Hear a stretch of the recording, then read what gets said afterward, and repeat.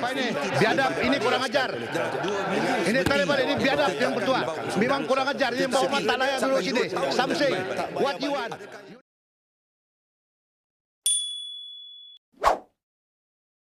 Masuk hari ketiga penentuan siapa akan menjadi Perdana Menteri ke-10 yang memerlukan Pakatan Harapan PH dan Perikatan Nasional PN mendapatkan sokongan ahli parlimen lain, ada perkembangan terbaru dikatakan berlaku dalam kalangan Wakil Rakyat Barisan Nasional BN.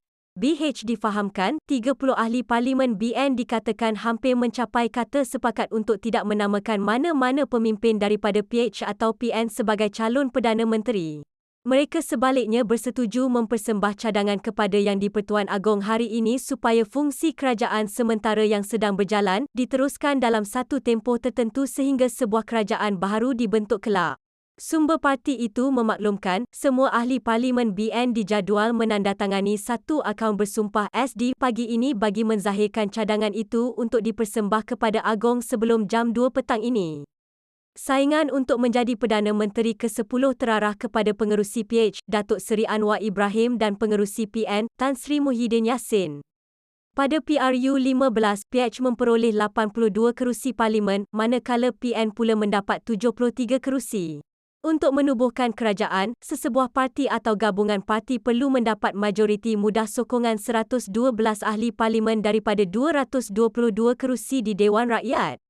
Persoalan itu bagaimanapun akan terungkai pagi ini apabila ahli parlimen BN dan PH dilaporkan menghadiri majlis yang dikatakan untuk menandatangani SD menyokong Anwar sebagai calon Perdana Menteri.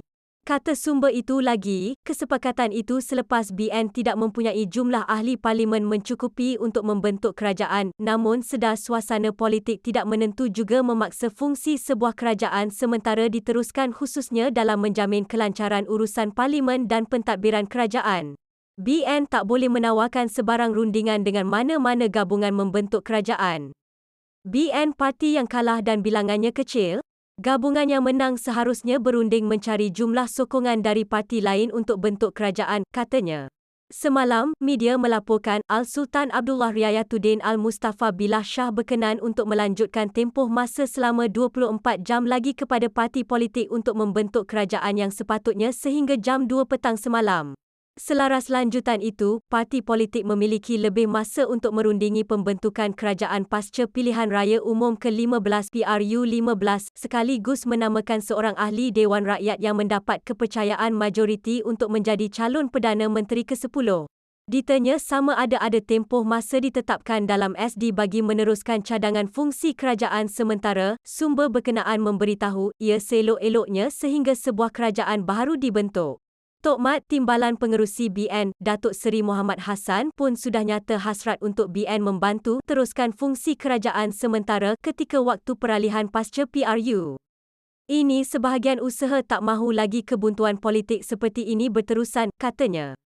Muhammad dalam entry di Facebooknya malam tadi menyatakan BN tiada kuasa untuk menubuhkan kerajaan, sebaliknya mencadangkan supaya PN dan PH bergabung membentuk kerajaan selepas dua parti itu memperoleh bilangan ahli parlimen tertinggi.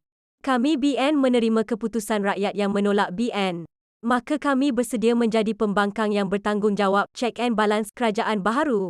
Bagaimanapun, jika bantuan kami diperlukan dalam waktu peralihan pasca PRU ini, kami tetap sedia menyumbang kepada pembukaan bicara yang ikhlas dan terbuka, kata bekas Menteri Besar Negeri Sembilan yang juga timbalan pengerusi BN.